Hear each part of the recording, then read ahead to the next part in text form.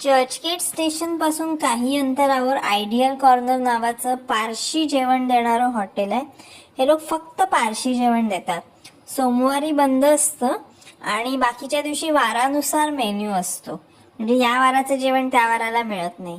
आणि इंटिरियर आतलं खूप जुनं असं छान लाकडाचं आहे. सुंदर खुर्च्या आहेत आणि मोठ्या मोठ्या काचेच्या खिडक्या आहेत आणि आतमध्ये एक एसटी बाईक पण आहे, खूप सुंदर. आणि यातून मग मी व्हेज धान साक ऑर्डर केला.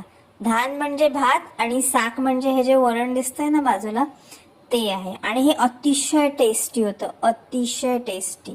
मी व्हेज चिकन धान साक पण असतं, मटन धान साक पण असतं. मी व्हेज धान साक मागवला.